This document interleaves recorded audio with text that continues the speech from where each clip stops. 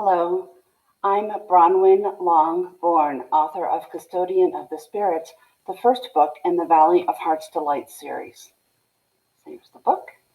Custodian of the Spirits tells the story of a young widow, Fiona Lenehan, and her two children traveling from Philadelphia, Pennsylvania, to Santa Clara, California in 1857. Fiona had fled the Irish potato famine in 1847 and had emigrated to America. Because she crossed an ocean, she believes she can cross a continent. So why the turquoise jewelry? Well, one of the characters, Claire Moran, the hero's mother, wears a lot of turquoise jewelry, which is nothing like Fiona has ever seen. If you live in the Midwest or have spent much time there, you're likely acquainted with the spectacular summer storms. Biblical, some of them. To Fiona Lenehan, who grew up in rural Ireland and lived for the next 10 years in urban Philadelphia, this weather is like nothing she's ever seen. The following excerpt from Custodian of the Spirits depicts an ominous change in the weather. Keir Moran, our hero, is leading the wagon train.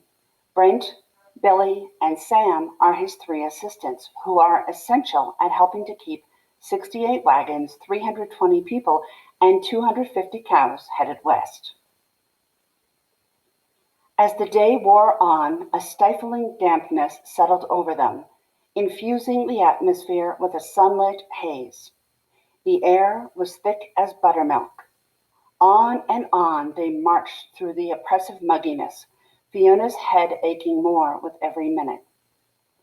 Keir and Brent were out front, leading the scouting party. The pair stopped on a ridge.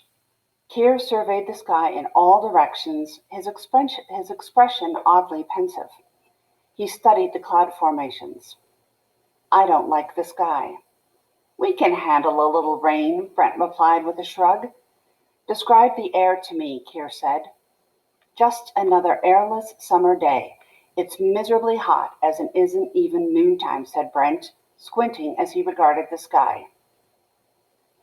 "Do you notice that musty smell?" Keir asked. Now that you mention it," Brent said, nodding. "Keep moving.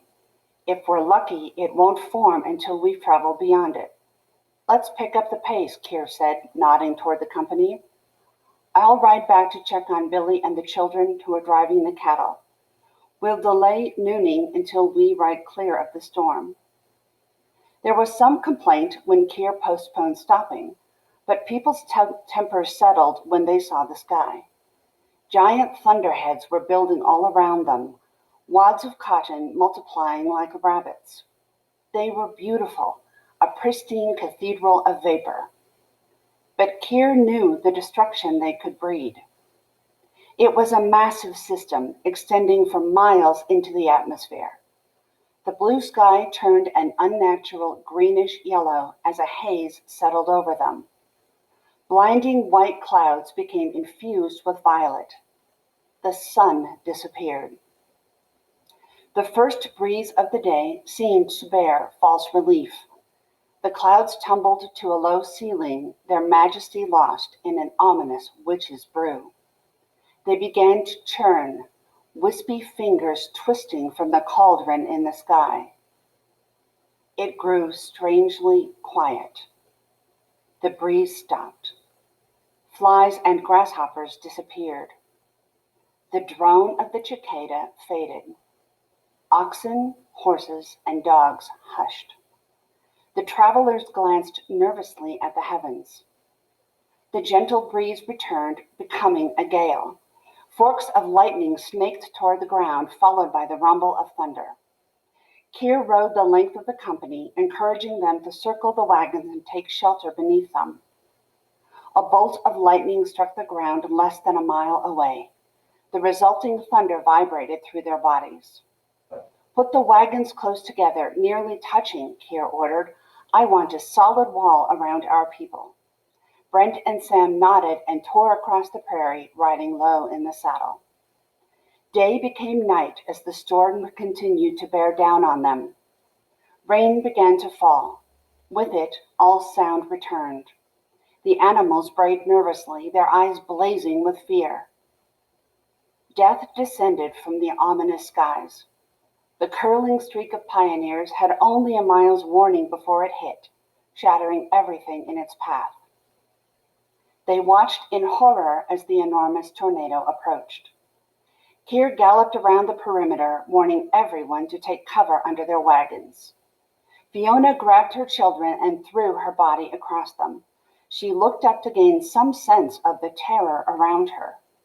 To her astonishment, a prolonged blue-white bolt of lightning turned the sky brighter than day, its spark illuminating the cyclone.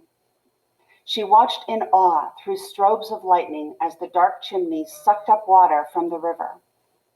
The funnel cloud uprooted a dozen large trees like an impudent child ripping flowers out of a garden. Wreckage was tossed everywhere, especially toward the company of wagons. Fiona heard screams from her fellow travelers and thought she saw a person blow past her until an ox flew by and she knew it was real. Their goat, Rufus, was vacuumed up by the wind, guide rope and all. A terrible crash was followed by the upending of wagons, some of them blown across the prairie like tumbleweeds, occupants and possessions spilling over the ground. Other wagons were blown apart by the storm's fury. Individual planks impaled livestock and battered people. Leaves blown off trees were left sticking out of wagon wheels like porcupine quills. Fiona heard the canvas of her wagon start to tear. Thank you for listening. You can find Custodian of the Spirits on the Wild Rose Press website and at Amazon, Barnes & Noble, and other fine booksellers.